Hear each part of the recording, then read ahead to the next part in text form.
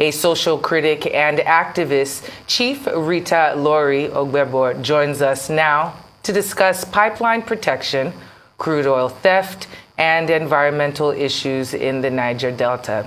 Great to have you with us on Newsday this afternoon. Thank you so much for joining us. Thank you, ladies. Glad to be with you.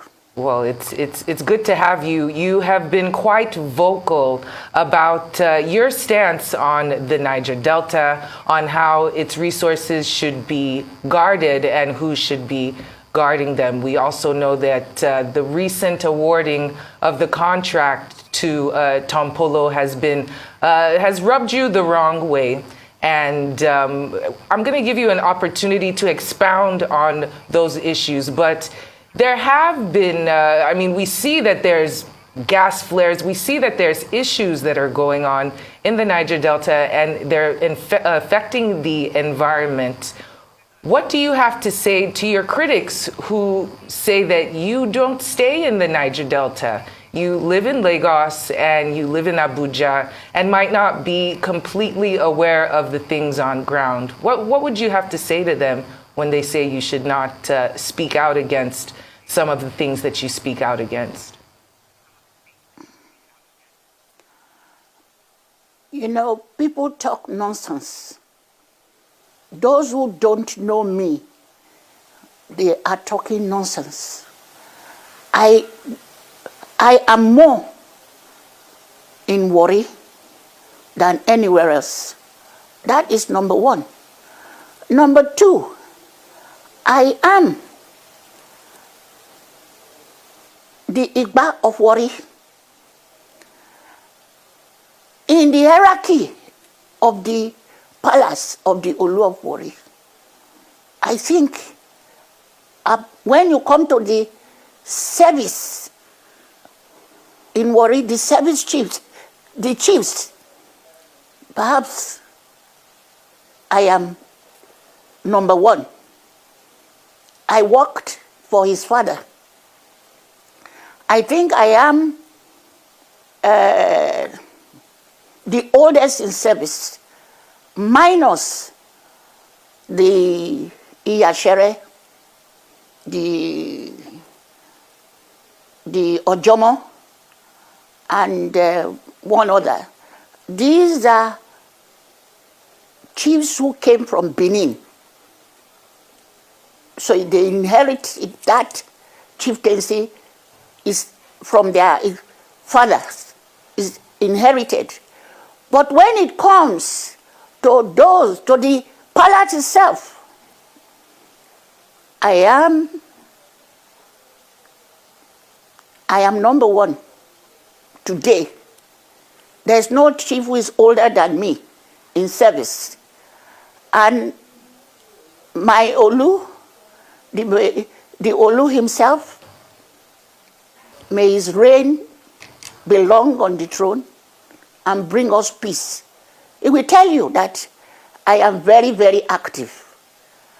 I am the Igba of worry. My domain is in the creeks. And I'm there. Those who talk, they are not in the creeks.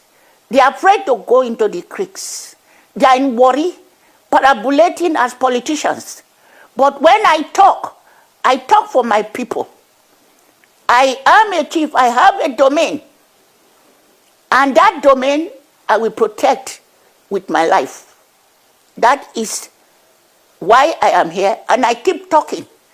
I am not a politician. I'm not interested in contracts. I don't take contracts. I don't ask any government for favor. I am the Igba of worry. I am on oath to look after my people. And my people will tell you, I have never blinked 1 second from carrying out my activities and doing what I should do. And I'm sure that the Olu of Worry himself is very proud of me, that I am not an absentee chief. Oh, very well said. Before anything happens in the creeks, I will know. Oh, very well said. Pardon? And I said very well said. And talking of being in the creeks, some people, Yes. and I believe you are included, are Yes. of the opinion that all theft in the Niger Delta would not be possible without the involvement of some high-ranking individuals and some top security officials. Now, I'd like us to talk about this contract that was given to Tumpolu. Do you think perhaps that with his involvement now, he'll be able to break this racket, you know, that is leading the oil theft in the Niger Delta? I have said it again and again. The federal government is abandoning its responsibility to take care of the human beings in this country and their properties. Tompolo, I have no qualms. I have nothing against him as an individual. But what I am saying is that the federal government keeps repeating, I am over 80. And I worked with the founding fathers of this country. I saw a water war.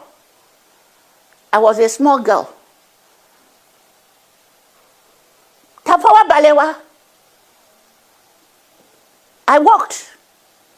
I was holding microphone to the mouth of these great men. And we know. And of course, my dear uncle, Okotebo. So when I'm talking, I know what I'm talking about. We have always given money. We give money to one individual saying, go and pacify the others. What do these individuals do? They go away with the money. And when they go away with the money, these younger ones, you say they should pacify. Gradually, they are becoming sensitive to the actions of the federal government, that it will give money to one individual to pacify. And of course, gradually, the youths there became sensitized to guns. They now know they must use gun. When you go and tell an individual, look after this place, you must weaponize them. You must give them guns. You must give them money. They must recruit the people to come and do this job. Is that the job? This job, therefore, what are you doing? The federal government has given them the authority, this individual the authority to manage the area. You've given them authority to carry gun. You've given them authority to do without questioning the activities in that area. And one day, they are human beings. One day, if you don't continue to pacify them, one day, what will happen?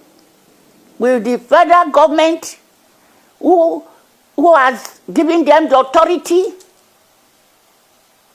to do whatever they can do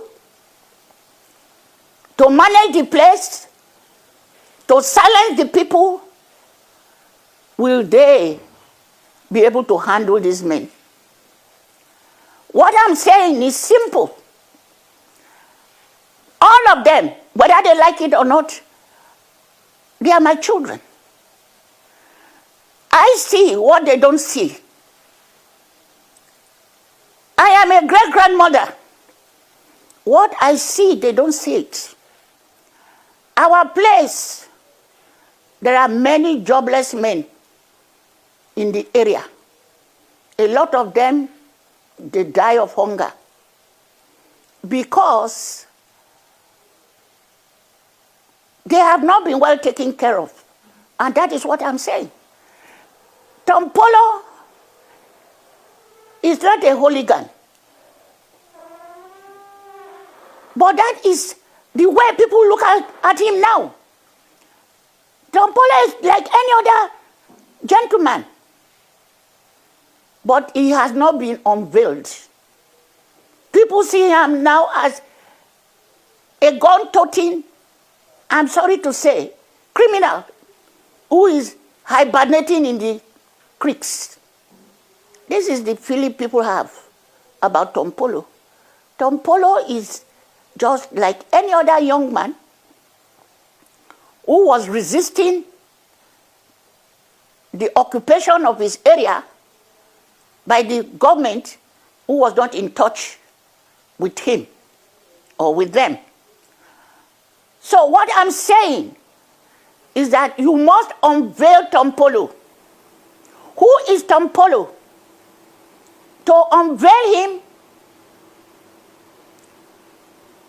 he must, with all that you want him to do, you must bring him out so that he can now walk not in the shadow of any of anybody, of himself, running in the creeks, and then bring him out, let him have an office, an institution, let him be recognized. When he recruits his boys, those boys must be trained. They must know what they are doing. And when there's any problem, you must be able to reach Tompolo. Tompolo himself must appoint lieutenants in the different areas, because you are asking him now to do the job to secure an area that is equivalent to Ekiti State. That's what you're asking him to do. That is in Niger Delta. So, if you are now giving him that authority, that means he has the authority like the Inspector General of Police. He has the authority like the Navy. He has the authority like the soldier. He has the authority and weapon, even better weapons than the Niger, than the armed forces. Right, Chief. So he's not a man you are going to hide under the bushel. Right, Chief. Bring him out. Chief, we hear you, and I apologize for having to interrupt you. We have only a little bit of time and so many more questions to ask. It seems as though, very understandably, you want some organization and transparency with the way the contract is done. Not necessarily that you have an issue with Tompolo as a person or with his ethnicity. At all. That's very clear. No. At all. I am fighting for my country. It's I'm clear. fighting for Nigeria. It's very I'm clear. fighting for the Niger Delta. I want some organization. Don't throw any money on anybody hoping that they will do the job. Right. They are human beings. When their power will rise, and even the country will not be able to control them. Right. And it seems There that you're must also be an alluding organization. to the fact that we would be breeding more monsters or bigger monsters as a result of this contract awarding rather than settling the situation. My question now to you is, seeing as you stand, I mean, we stand on the shoulders of giants that came before us, and you've seen quite a bit. What solutions would you proffer in order to make things even more peaceful and to settle some of the situations that we might not be aware of?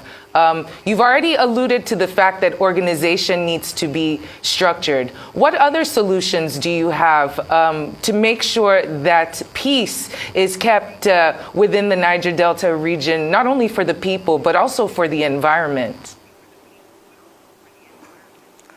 Yes. Some time ago, there was a revolution in the Niger Delta. And it started with the Sheklis and the Jos. This made us, Obasanjo was on the throne then. He worked hard. We all worked hard. I worked hard. Ike Clark worked hard.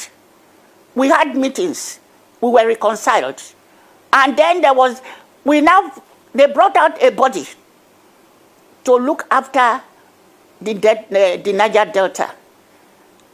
This is the NDDC, Nigerian. That NDDC is supposed to look after our development of the whole area, in terms of structure, education, human resources, and make us bring that area to civility. And we started. We had our ups and downs, but the biggest of it all is still that there is no proper, or people are selfless. People are selfless who love their country, who know that you cannot go out of this country and be anything else like you are in your country. Who are not proud of themselves. They are the ones, for instance, the governors are there to supervise the NNDC. Let them show me one day the report of the NNDC. Instead of looking after the institution, each person is going there to say, I'm fighting for my state. How can you go there, you take the money.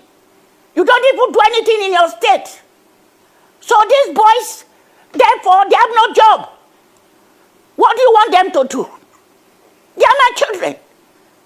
I'm not saying they are wrong they are right to do what they are doing, but they are human beings. They will go and bunker. So the governors are to be held responsible. And also there is this idea that since it's NNDC, you can appoint anybody in the board. How do you go and bring a man who is you bring a doctor, a medical doctor, and say he's on the board to supervise NDDC? It's not possible. He doesn't know the sea. Whereas there are very competent children, men from that area who have been working with Shell Company. They are working with Chevron. They know the area. These are the people who know they've been in the sea. They know the area. They know what to do. But you will get anybody from anywhere saying anybody can be on the board. If anybody can be on the board, let it be a man who will call them from time to time, because there was a body in Asorok who was supposed to supervise the management of NNDC. With that body, what has it done? They will even join the board members to loot the money. And here we are. The whole country is down. And I am angry because the NNDC is supposed to look after the development of the Niger Delta. This is where I come from. But when you go there, there's nothing. And I cannot now blame the federal government. Your anger, Ma, is definitely understandable, but I'd like to know, what about the governors? How well would you say they are utilizing the 13% derivation fund that they are being given? And then what about reports that we are getting that some elders and chiefs in the Niger Delta are also under the payroll of some of these international firms to look away while they exploit the environment and cause more damage to the people? Very briefly, Ma, because we're out of time. Well, for all I know, I am in court with some of these people, some of these politicians who are masquerading themselves as elders and leaders of the place. I've taken them to court. There's a group I'm in court with for stealing 2.8 billion. And the way it is done that is only a person who is with God and is prepared to die that will take the steps I've taken. I've taken them to court. I've taken them to EFCC. What has the EFCC step done to these people? They bribe everywhere. My daughter, it is a big task. And I just ask God to look after me because I've taken chances. Okay, take for instance, the NNDC. I'm in court with the board. They brought people who don't know anything about the Niger Delta. Akpabio keeps putting his own people there. I took them to court. I'm in court. The next case comes up in October, next month. I've been there now for 3 years. I have children. I have grandchildren. They too, when I'm doing these things, they're crying. Mommy, why should you take this risk? But I am from the creeks. My great-grandmother is a princess of the place, and he has his own town. And the town now, I own the place. I want peace. I want the federal government to do something. Organize the place. What we are lacking is management.